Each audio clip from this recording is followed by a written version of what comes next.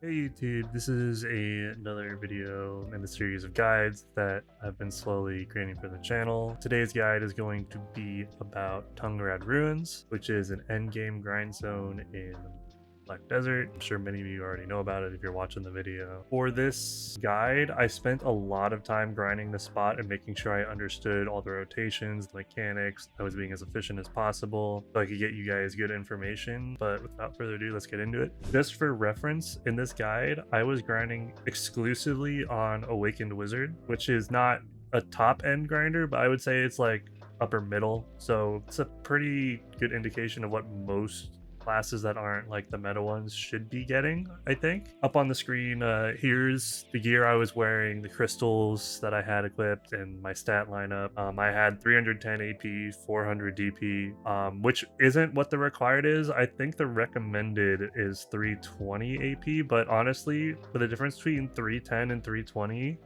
is like probably like 15 AP or something. It's not very much because the brackets don't give much. So honestly, with 309 bracket, you could probably grind here pretty comfortably because I felt it was a very comfy grind for me. But yeah, with the setup I had out of the way, let's get into the mechanics of the spot. So this spot, if you've done City of the Dead, behaves very similar to that, but with a more difficult setup on the health values you have to hit to make the mechanics happen. So basically what the mechanic is each pack will have one skinny looking mob, which you will see on the screen. I'll probably pull up a screenshot. But yeah, you look for this dude, and basically his name is a visionary. So once you see him, that's the one you want to focus down. Basically what happens is once that visionary gets about to 95% health, so you've done 5% of his health and damage, he will get stunned, and a green explosion will like happen around him, and that green explosion gives you a buff, which you'll see on your buff bar, which increases the damage you deal to the mobs in the grind zone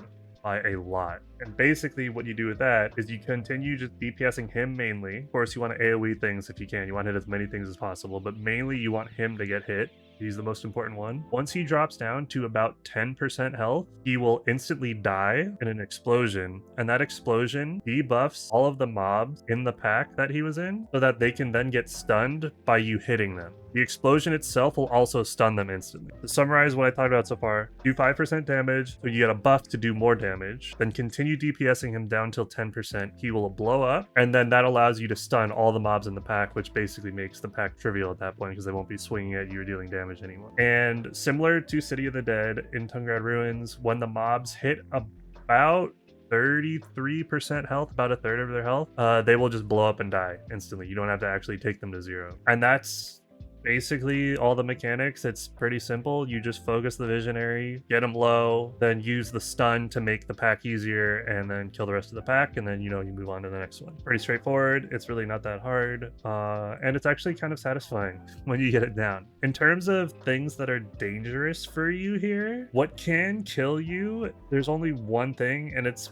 the executioner enemies. The executioners are these enemies with big hammers, and they just do a lot of damage with a specific attack. All of their attacks don't really hurt that much except for a spin. They kind of do this wind up animation, and then they spin around in a circle. It has this giant AoE it's basically like a lightning tornado, and that does a buttload of damage. It hurts a lot. And then when the tornado is over, there's also a big lightning strike that happens around them, which also hurts a lot. It is forward guardable. It shouldn't blow up your forward guard too bad. On Awakened Wizard, when I was grinding here, I could block 2 of them spinning at the same time fully, and that would basically remove my entire forward guard bar with the stats that I showed earlier. If a third one started spinning at the same time, I would lose about half my health and my entire forward guard. So that just kind of gives you an idea of what to expect when that attack goes off. The forward guarding it's safe, iframing it is it's safe. That's being said, at nighttime, if you are brave enough to come here at night, I would highly recommend that you don't try to block those, because I tested nighttime here and those spins start to really hurt a lot. But yeah, the executioners are really the only thing you have to worry about. Nothing else can really kill you here unless you're really not paying attention. You let a lot of stuff just wail on you for free. With the stat lineup that I talked about earlier, you should be fairly comfortable. So with the mechanics out of the way and the kind of what to watch out for out of the way, there is a specific strategy to doing each pull at each pack. It's not just you kill a pack, you go to the next. There is an optimal strategy to get more trash loot out of the hour. Once I learned this strategy at the start, obviously I wasn't doing it because I wasn't aware, but once I learned it, I started pulling 2,000 to 3,000 more trash than I did before. And basically what you can do is that buff I talked about that you get from the visionary when you get him low and he pulses giving it to you. When you kill the pack that the visionary was in, you can carry that buff over to the next pack. If you get too close and the new visionary at that next pack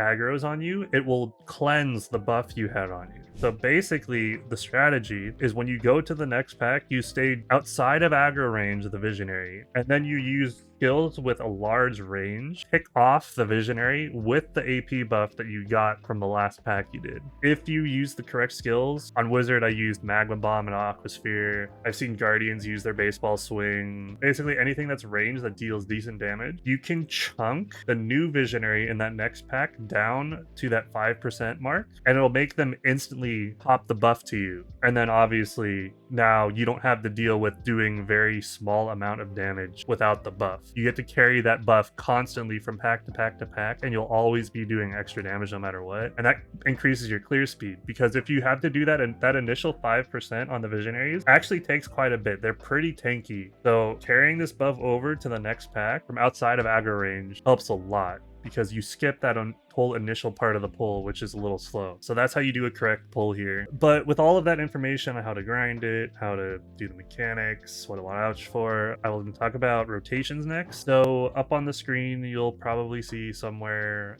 a image I made myself of a map of all the rotations that I'm aware of. Every single one of these rotations that I have marked on this map are rotations I have grinded, so I know they work. I know there's enough mobs there for anyone to grind through. The yellow dots are obviously the different packs, and then you can figure out the rest, right? The lines connecting them. On the left of the image, you'll see I talk about how many executioners are in each pack, in each rotation, and how many executioners you get on average on each pack as a result of that. The reason that information is important is because executioners are the most important enemies to kill in this grind zone, because those are the ones that drop the rare stuff. So your devouring essences, your Elcar pieces, your compass, or not compass, your telescope pieces, all of that comes from the executioners almost exclusively. So the more executioners you can kill in an hour, the better your chances of having a good hour are. And we'll talk about why that matters more in the next segment, which I'll get into now, I guess, which is the trash loot from the spot. So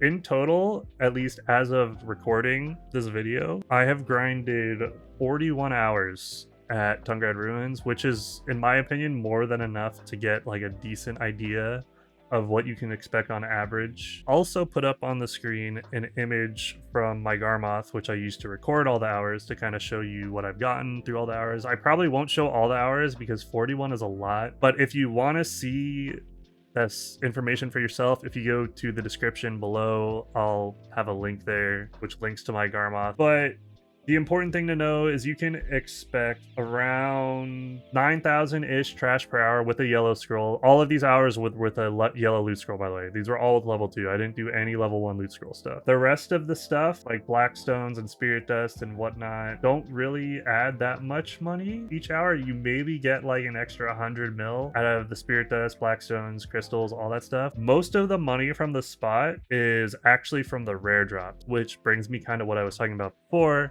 This is not a trash loot grind zone. This is not a spot where you go for trash loot like Upper Gyfin, Lower Gyfin, Kratuga, like any of those spots. This is all about rare drops. So it's more similar to spots like Star's End, Dekia Olans, Dekia Turo. It's all about the rare drops that are going to make you the money, because at the moment of recording this video, the devouring instances are worth 700 mil a pop, and on average I got about 1 essence an hour is what it averaged out to. So when you add the trash loot together with that essence, you end up with the silver power I got, which you probably saw on the image, was about 1.04 bill, which is really good. The review, in 41 hours I earned a total of 42.5 bill, which maths out to like 1.04 bill an hour, which is really solid. Average trash is like 9,000, and you're really going to be relying on those rare drops. In conclusion, my overall thoughts on the spot is it's probably one of the best grind spots in the game for endgame players. The money you make here is insane. There's a treasure item here too, so if you're one of those, it's just being able to make insane money while grinding for a treasure item, a big plus and a big bonus. But yeah, just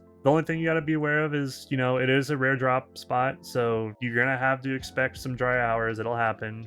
Everyone knows RNG is RNG. If you were ever worried about if you can grind this spot because of how high and daunting the stat requirements that Pearl Abyss has talked about are, I would say don't stress it too much. This spot is much easier than you think it is. And if you're really worried about it, just check your stats and your crystals and stuff with what I use. And if you have anything similar to what I have, you'll probably be fine there. But yeah, thanks for watching, guys. I appreciate it. Hopefully this was helpful. If you have any questions or comments, you know, go ahead and post in the comments. You can also check me out over on Twitch. I stream 4 days a week and help people a lot on stream as well. So if you have any questions, feel free to pop in there. And thanks for watching, and I'll catch you in the next one.